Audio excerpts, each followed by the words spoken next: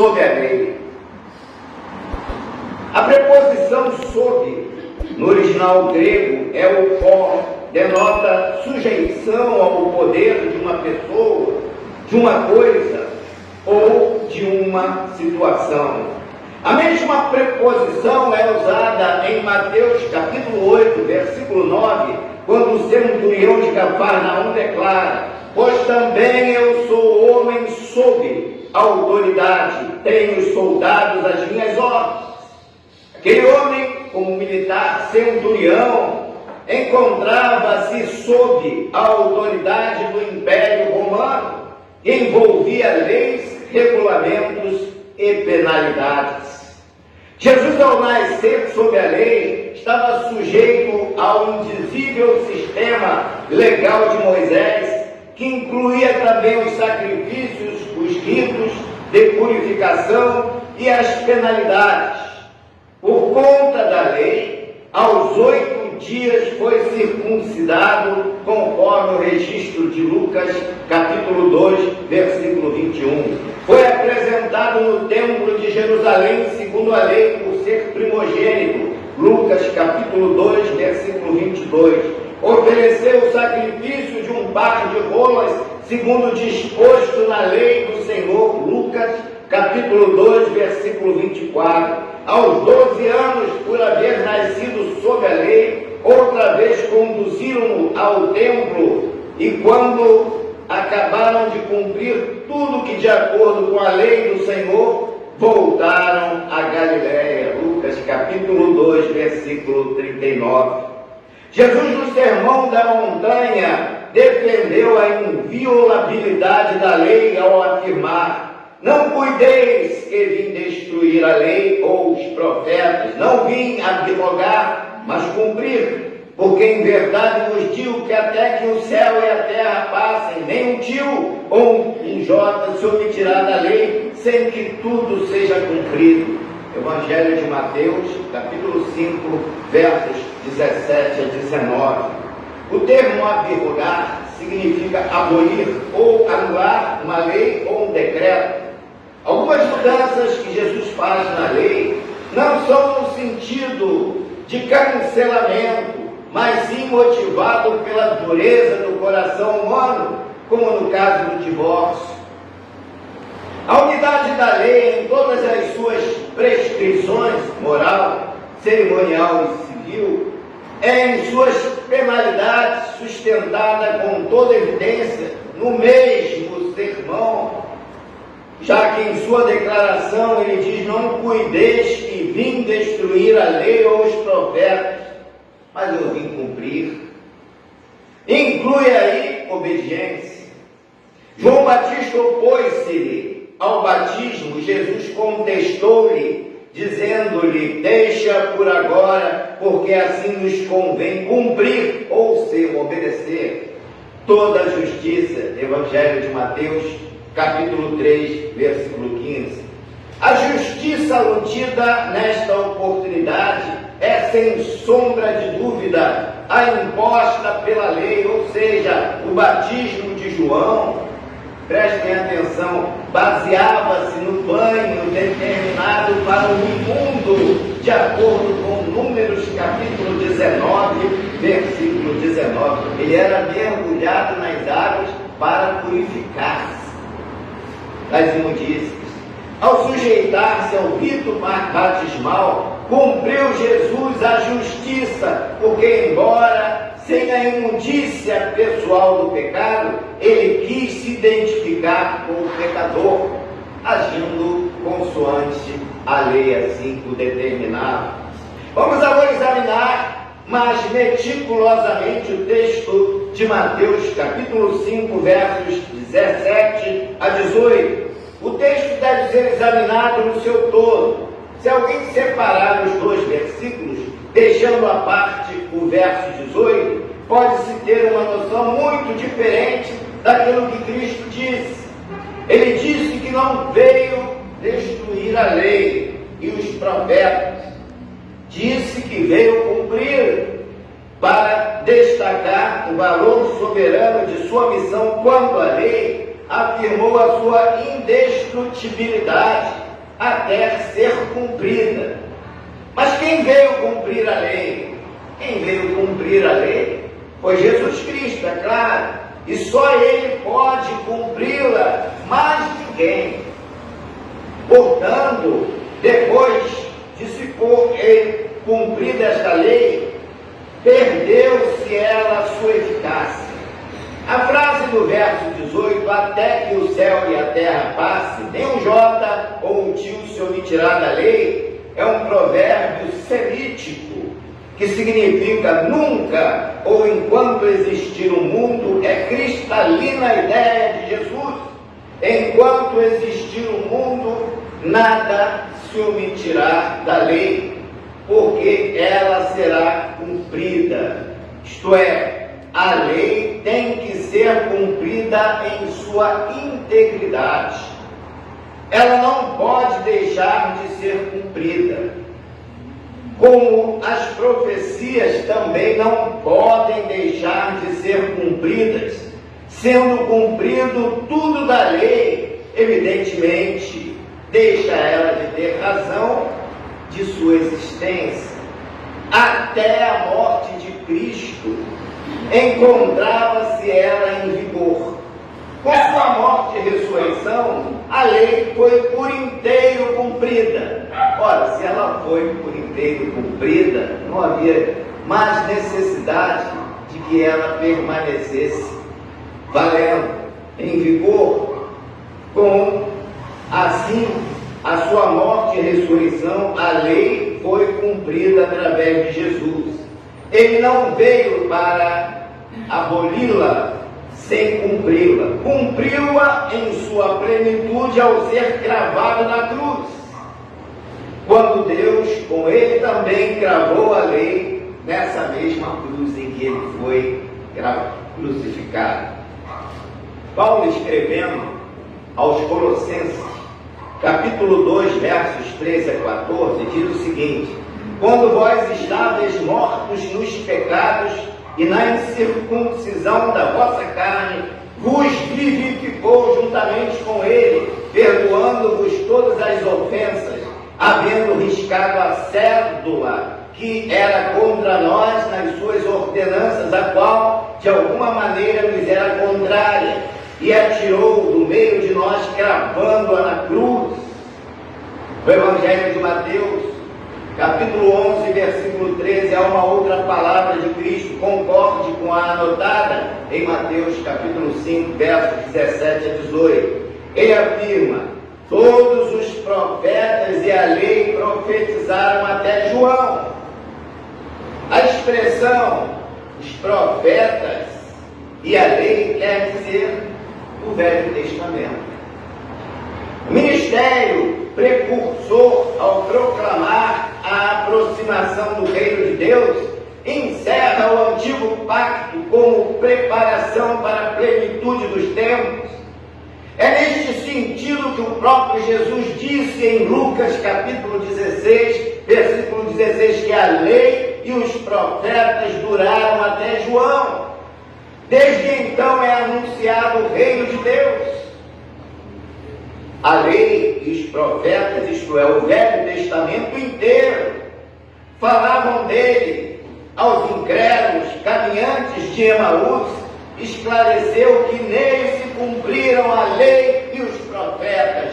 Lucas capítulo 24, versículo 27. Cumprida por Cristo, é só Ele que pode, e como Ele realmente a cumpriu. A lei foi por Ele, ao cumpri-la, abolida.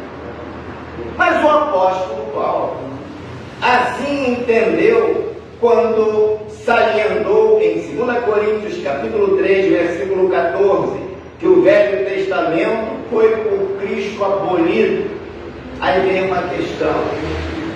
Ora, Cristo disse que não veio abolir a lei. Paulo diz que a lei foi por Cristo abolida.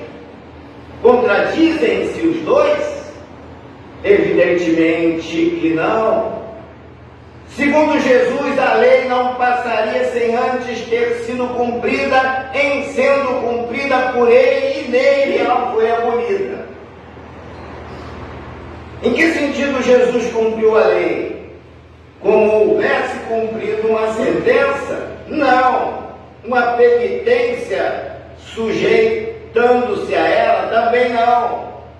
Ele cumpriu a lei como cumpriu os profetas, executando-as, realizando-as.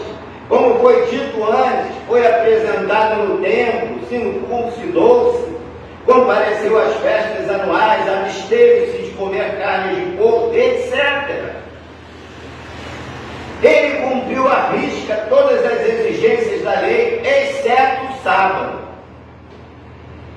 De certo, Jesus fazia milagres todos os dias da semana, mas os evangelistas enfatizavam mais as curas realizadas aos sábados. A atitude de Jesus Cristo ao fazer milagres no dia de sábado visava libertá-los das exigências esdrúxulas que os tornavam um fardo quase insustentável. Exigências essas, acumuladas pelos rabinos e que não obscureceram o verdadeiro caráter, ou melhor, obscureceram o verdadeiro caráter do sábado. Além disso, Cristo visava transgredir a guarda do sábado semanal por reconhecer o preceito ritualista ou cerimonial em vésperas de ser prescrito, tanto quanto a circuncisão já estaria prestes a acabar a guarda do sábado, de maneira particular contra o sábado, porque previa em tempos posteriores seus legalistas praticantes teimosos em sustentar as sombras. O sábado era considerado sombra de realidades futuras. Como diz o apóstolo Paulo em Colossenses capítulo 2, versículos 16 a 17, portanto, ninguém vos julgue pelo comer ou pelo beber, ou por causa dos dias de festa ou da lua nova, ou dos sábados, que são sombras das coisas futuras, mas o corpo é de Cristo. Na profecia de Oséias, capítulo 2, versículo 11, há a declaração da extinção do sábado, das luas novas e das festas. Como diz o profeta, farei cessar o seu gozo, suas festas, suas luas novas e os seus sábados, de todas as suas festividades. Então Jesus apenas abreviou algo que já estava decretado, a sua extinção. Marcos capítulo 2, versos 23 a 28, narra o seguinte: Jesus, rebatendo a uma crítica incisiva dos fariseus pela quebra da guarda do sábado, disse aos seus opositores: o sábado foi feito por causa do homem, e não o homem por causa do sábado. Assim, o Filho do Homem até do sábado é Senhor. Portanto, como Senhor dos sábados, Jesus podia aboli-lo quando quisesse. Mas mesmo que Jesus cumprisse o sábado, que estava na lei, ele duraria até João, como de fato veio a acontecer. Uma pergunta interessante: há algum prejuízo para nós, crentes, o fato de Jesus ter abolido a lei? Não, porque a lei opera a ira de Deus, porque onde não há lei não há transgressão. Romanos capítulo 4, versículo 15. Todos os homens são aprisionados pela lei ao pecado, todos pecaram e destituídos estão da glória de Deus. A lei não dá força a ninguém para realizar o bem que ela exige. Paulo, escrevendo aos Romanos, no capítulo 3, versículo 9, assim se expressa: mas Israel, que buscava a lei da justiça, não chegou a essa lei da justiça, porque a lei não permite que ninguém a cumpra na sua integridade. Todos, pela lei, são condenados a morrer. A lei é como uma letra promissória ou uma duplicata que juridicamente prova a obrigatoriedade de se pagar um débito que é impagável. Ela em si própria não tem a capacidade de produzir a quantia para o resgate, Através da lei, que é uma letra insolvente, o resultado é condenação.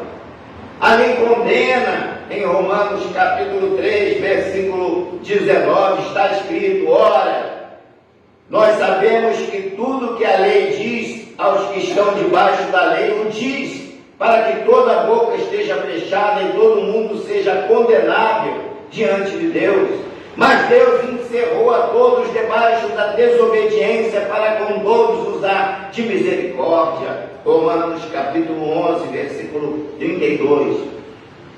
Porque Cristo nos resgatou da maldição da lei, fazendo-se maldito por nós, porque está escrito: maldito todo aquele que for pendurado no madeiro. Gálatas capítulo 3, versículo 13.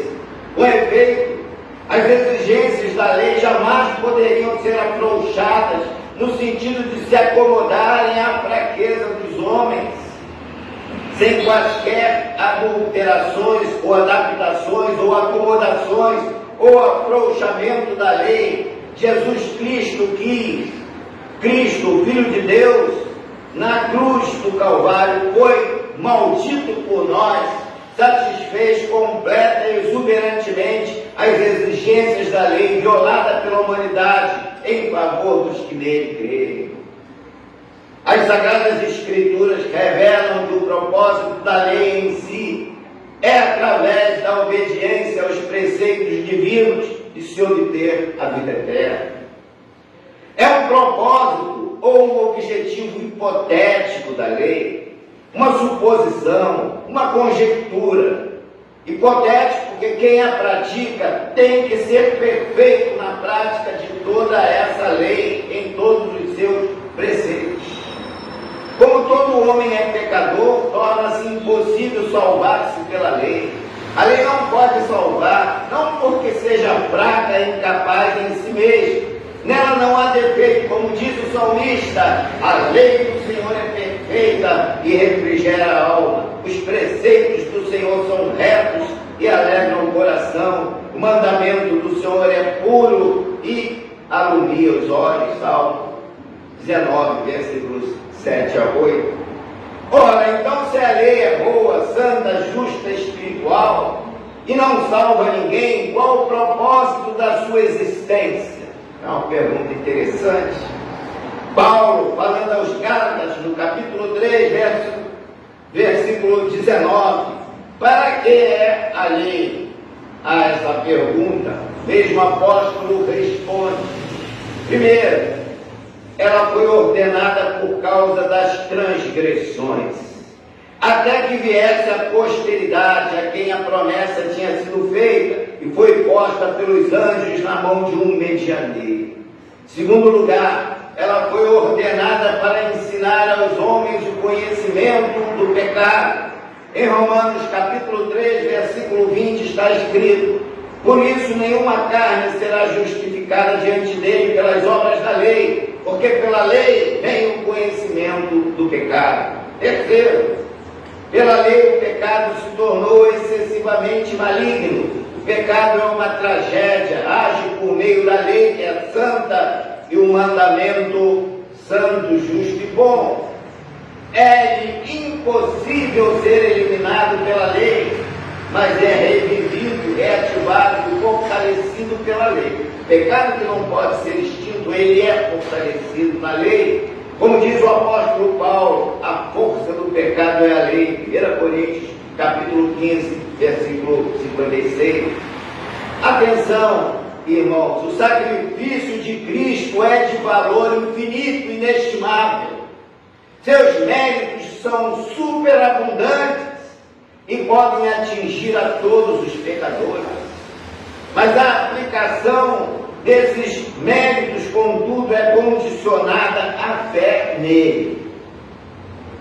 Ou seja, quem não crê evangelicamente em Jesus, segundo a verdade do Evangelho, permanece debaixo da lei, escravo do pecado, condenado à morte. Acontece que essa mesma lei que foi abolida por Cristo para os que nele creem, permanece válida para os incrédulos.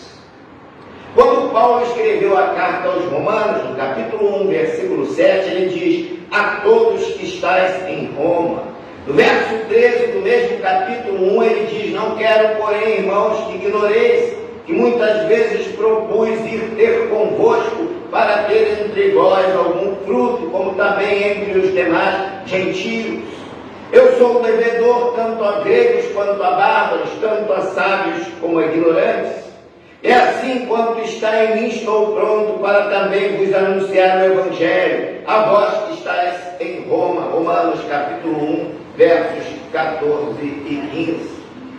Seria um grave engano imaginar-se que com a extinção da ritualística judaica, Jesus Cristo haja cancelado as disposições morais da lei também para os incrédulos.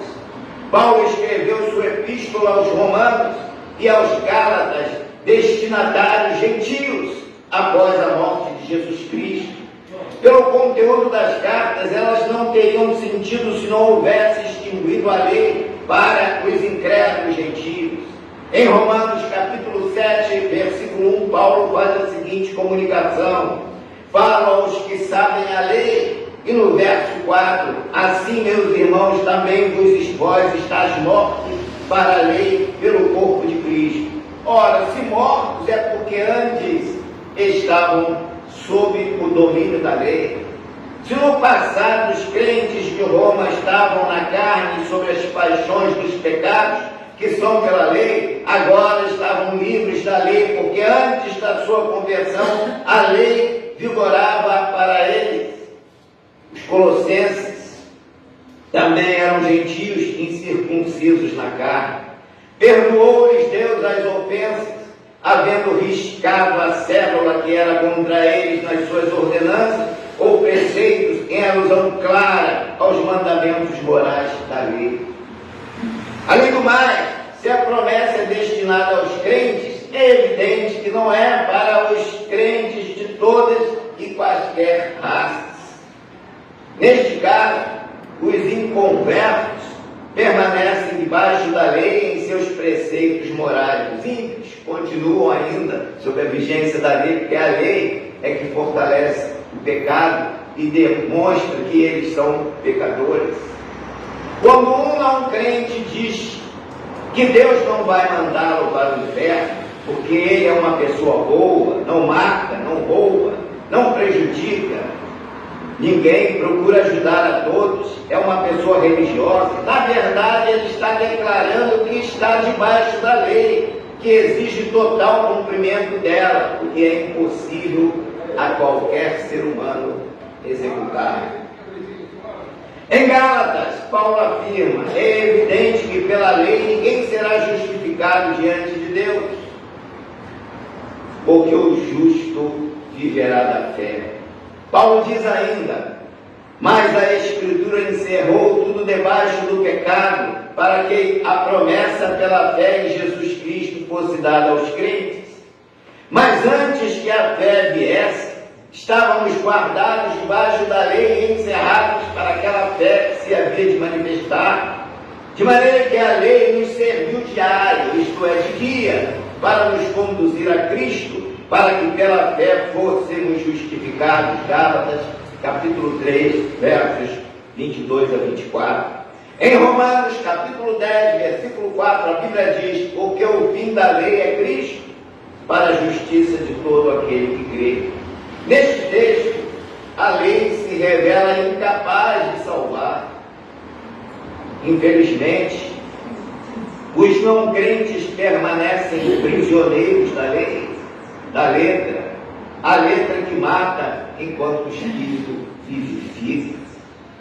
A velha letra se contrapõe ao Espírito novo, assim como a morte e a vida se opõem. Cristo é a finalidade da lei, porque nele o cumprimento dela é perfeito. Ele é o fim da lei, na medida em que sua redenção redunda para nós em libertação da própria lei, de sorte que somos filhos, não da escrava, mas da livre.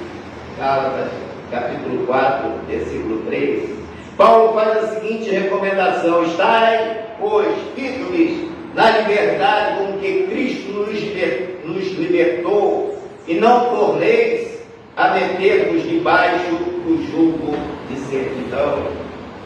Bem, se o incrédulo continua sob a égide da lei, até que ele se converta a Cristo, pois é a única forma de libertar-se dela, qual a condição do crente evangélico em relação a essa mesma lei? Já vimos que a lei do Senhor é perfeita e refrigera a nossa alma. O testemunho do Senhor é fiel e dá sabedoria aos simples. Mas vimos também que ela não tem condição de salvar ninguém e que ela funciona para nos mostrar o pecado e as suas consequências. Também serve de guia para nos levar a Cristo.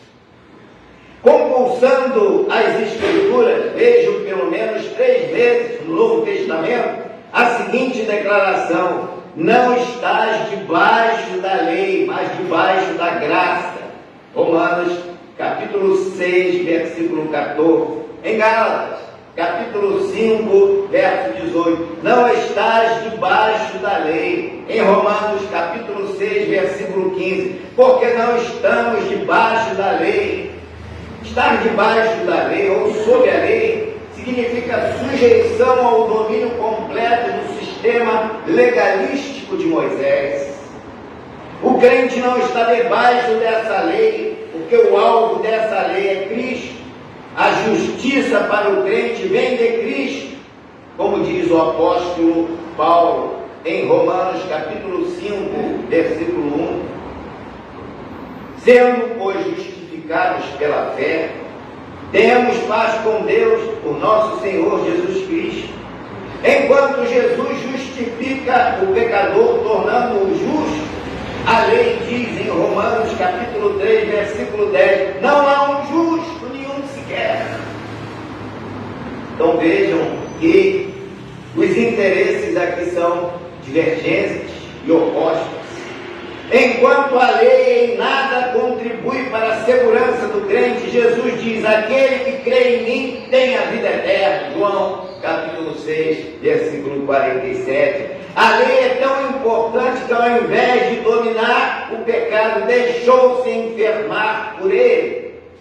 Mas Jesus Cristo, encarnando-se, realizou por nós, para nós, em nós, a justificação impossível à lei. Lemos em Romanos capítulo 8, versículo 30, e aos que predestinou, a estes também chamou, e aos que chamou, a estes também justificou, e aos que justificou, a estes também glorificou. O capítulo 8 da carta aos Romanos nos mostra a segurança eterna da salvação dos que estão em Cristo. Prestem muita atenção.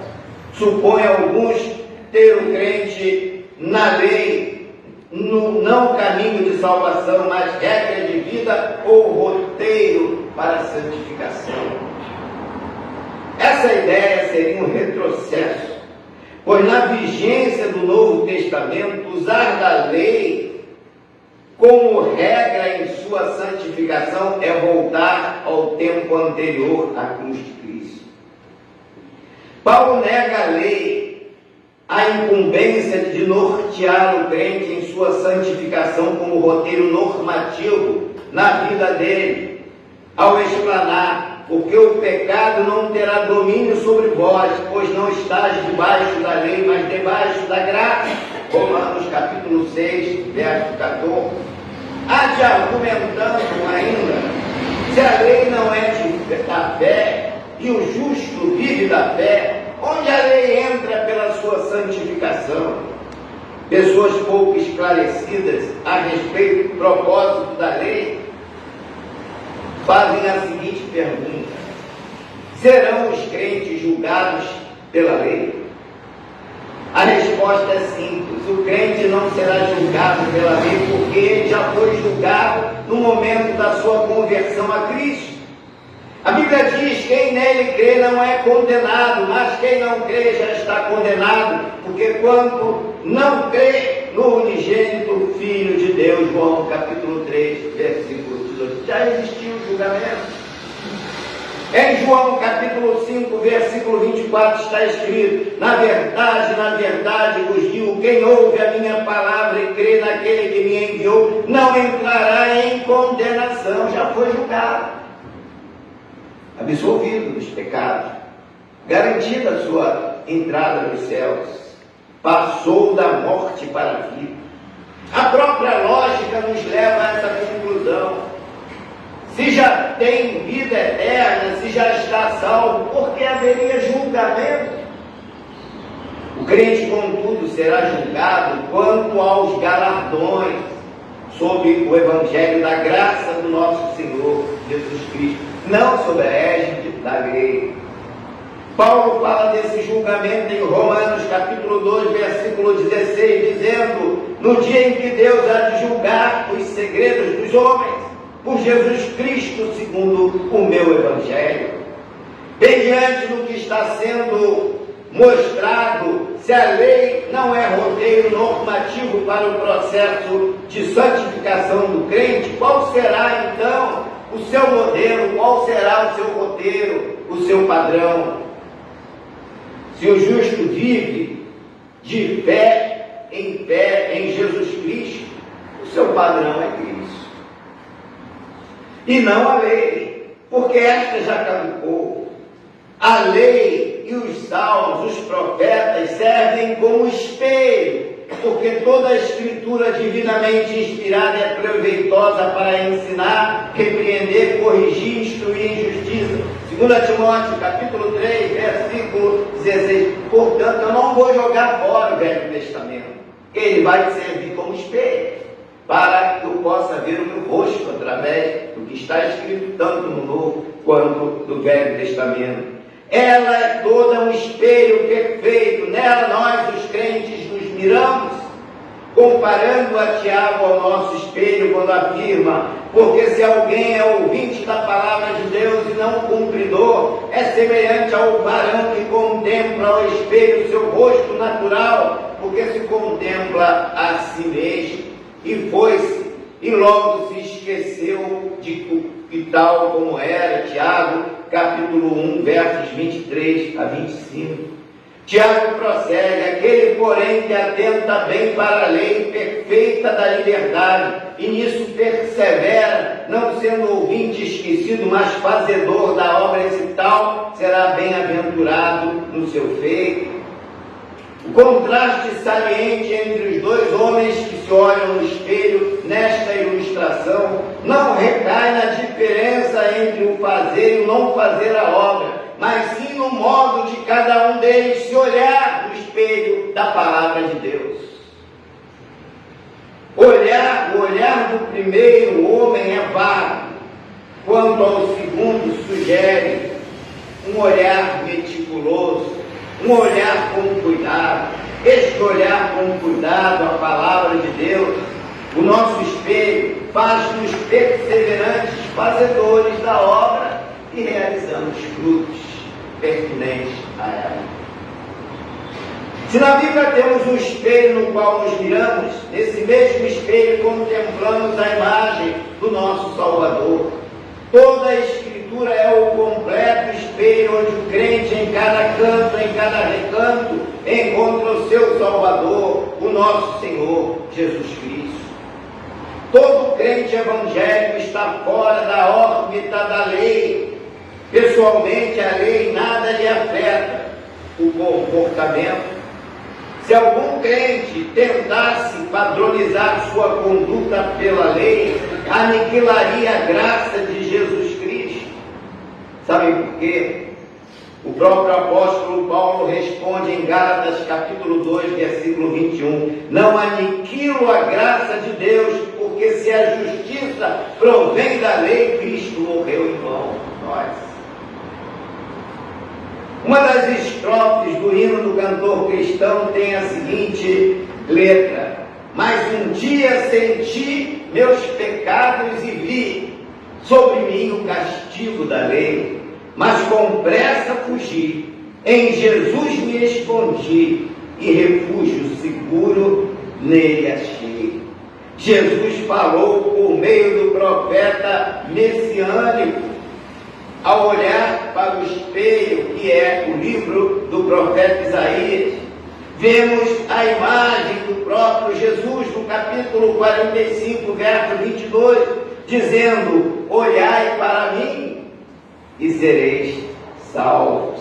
Jesus não manda ninguém olhar para a lei, para o Velho Testamento, com o objetivo de alcançar salvação, de alcançar vida eterna, mas sim olhar para Ele, que inspirou o poeta sacro a compor o hino 195 do cantor cristão, que diz: